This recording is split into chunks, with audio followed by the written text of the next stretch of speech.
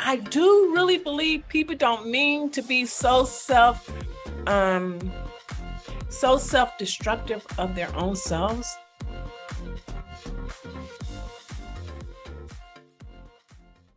Let me ask you this question. Everybody has certain circumstances around them, right? Do you believe it's possible, just where you are now, to redefine your circumstances as you see them? Absolutely. So what is it going to take for you to begin to swap out things and create circumstances around you that will help you become the person who can do the thing in order to have what it is you want? What is it going to take? Like, is it, before I give you some examples, and I know, Shelley, you read a lot. Deb, do you read a lot too? Not so much lately. I've been more listening to books because I can't. That's the same thing, girl. Girl, stop. That's the same thing. You listen to books? I listen to books, yes. That's the same thing. Okay. Okay, so read the actual reading of the book and listening to the book. It's the same thing. Okay. So books, what else? I know for me, I am, and I highly recommend the book, What to Say When You Talk to Yourself by Shad. I don't know the name. I'm gonna look it up for you all and I'll post it. Okay. I highly recommend that book. And it just talks about, our inner conversation and the way we talk to ourselves, and how we talk to ourselves oftentimes is really bad, right? And so I'm reading that, and then as a part of that process, they don't call it affirmations, but that's they call it self-talk, right? So becoming aware of our self-talk, number one. Right. And this book is so simple yet profound, right? Yes. And so for me, it has led to I'm like constantly listening to affirmations, right? So there's a YouTube recording that I like particularly because it's 10 hours. So as I'm just doing things around the house or whatever, it's in the background. I don't have to pay attention to it. Sometimes it's so low, like I've got earplugs on. Sometimes it's so low, I may not even really be hearing it. I'm not trying to say it after them. I'm just listening, right? Because our subconscious, that's what you were talking about, Dr. Maynita, our subconscious is hearing it. Yes. Just like our subconscious hears when we constantly tell ourselves crap, right? Yes. And so, one of the things I learned is that our subconscious will do what we tell it to do.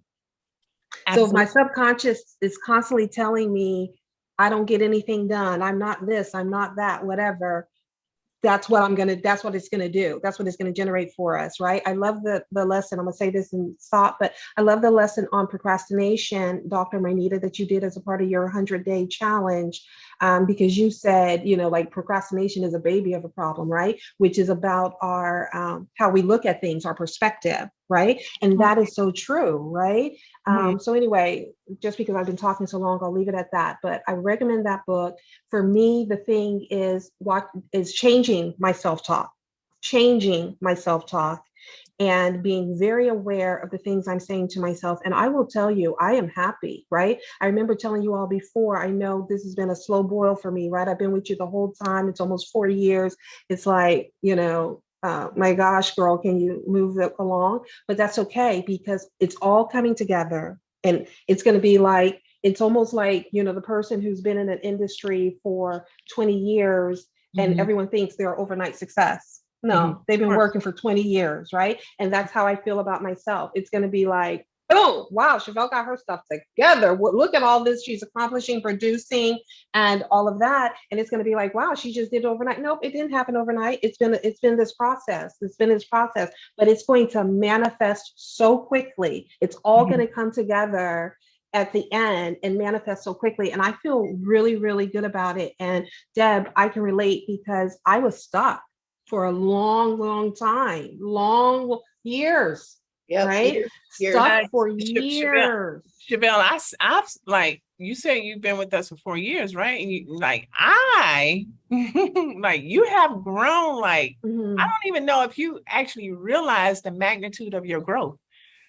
Probably Because not. you wouldn't be saying these things that you're saying right now almost 4 years ago. You would not, like absolutely you would not. Because Well, you for years, so like kind of you were just this closed shell. And you have like you have blossomed so much. Because you know why? Because you're doing the work. Right. I think for me, to be honest, I wouldn't have been saying this stuff 4 years ago because I didn't even realize how stuck I was. I didn't even, although all the signs were there, I didn't even realize the issues I needed to work on, right? Because if you remember, I came for someone else, which is my thing, right? That thing that doesn't belong to me, called codependency.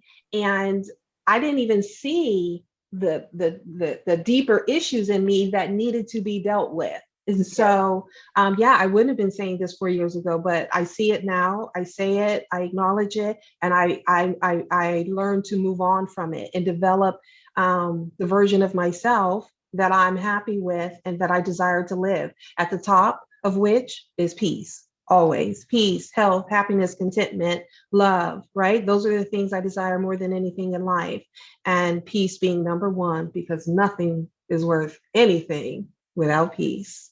So let me also make a suggestion. That was amazing, but can I make a suggestion about optimism? I don't think we've talked about optimism. I know we talked about positive attitude, but optimism, meaning you're able to see the best that there is, that you're able to see the best that there can be in your future. You're opting in to see the best that there can be in your future. And optimism, I want to share a practice that I have used to be aware not only so much of my own language, but language of others. Like when you're just out and about, or when you're just talking to someone over the phone, and if you practice this, what you'll find is that you will be so aware of how words are hurting other people, because when you hear it come out of their mouth, and you say something to speak life into them, to make them know that they're like even speaking death into their own selves. And it happens for me for like people who I come in contact with, as say like Walmart. I'll go to Walmart and I'll go to customer service. This is an incident that I just had. And I said, and I'm always telling people, well, how you doing? How's your day today? Oh, it's just like so stressful today. And, they give me this litany of like things that's just like piercing my heart. And I still have a smile on my face. So after they're done servicing me, what I would say, I say, thank you so, I say it just like that. Thank you so much for your service today. It was such a pleasure having you service me the way that you did. And I just want to thank you for being here to make my day a lot easier.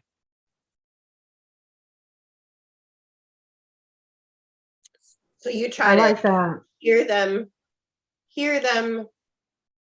So if you can hear them, you're more aware of like when the words come out of your mouth, because now you're focused on words, and words are everything. Power of life and death. Because if you can't hear them, then you can't hear your words. Because oftentimes, and I do really believe people don't mean to be so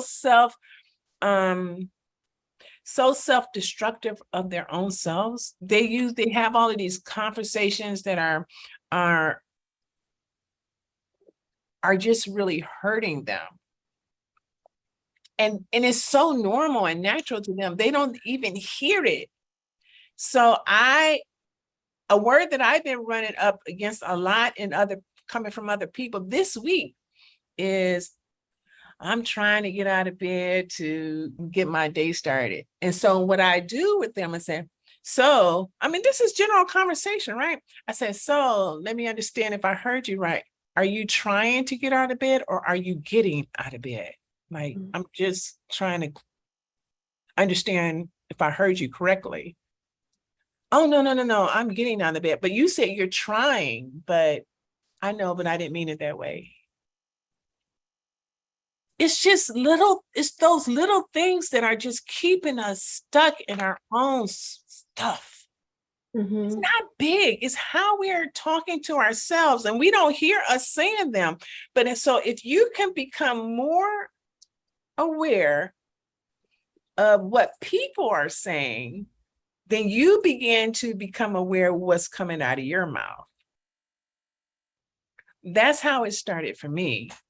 Do you think that you listen to other people's words first before you learn to what your words are? Because I just started listening to how other people talk to me, because I was getting kind of, to be honest with you, pissed off at how some people were speaking to me. And I'm like, I don't have to take this.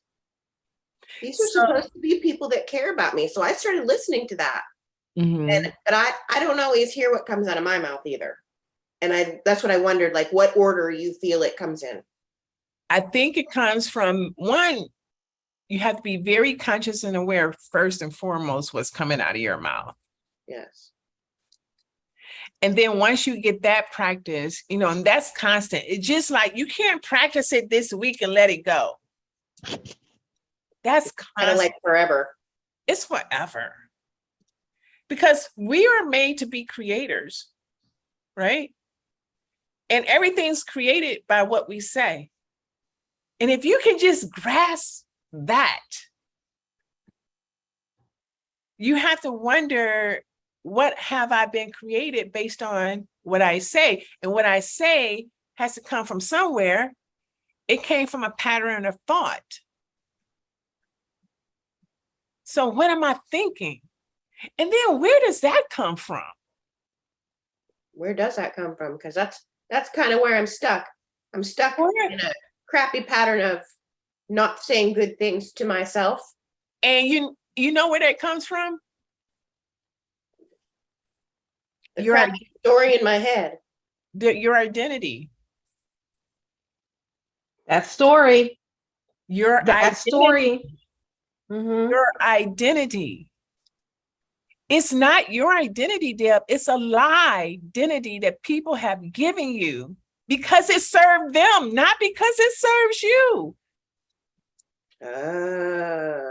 Other people's crap in my head that is spinning around in there. You know what? That's true. It is true. It's true. Because those are not my words. It's not. Those are their words. You're right. But you've bought into it, not because you wanted to, just because, people words, when they hit you, they either bring life to you or they kill something in you. And for most of us, it has killed our creativity, our productivity, our innovativeness, our optimism about ourselves. Man, can you say that again? Girl, for most of us, what people have said to us, words either kill or they breathe life into people. And for most of us, the words that has impacted us has killed our ability to be to live into progress, to be creative, to be constructive, to be inventive, to be innovative, and to be optimistic. Wow. Think about that. That's so true. And that's sad. It's sad that that's where I've put myself, or that's where I've gotten. I need to dig out of that because that's not a good place. And the only way you dig out of that is by reversing the narrative, having the courage and the confidence to create a narrative that creates a arc. So you can get beyond not that stuff, not go through it. So you can get beyond, create a higher conversation for yourself. Not to go through that stuff, but to go over that stuff. Because once when you go over a bridge, you can't see anything under the bridge because the bridge has this concrete foundation. And that's what your conversation is. It's this concrete foundation that arcs over the identity that you've been living your entire life. You can't even see it.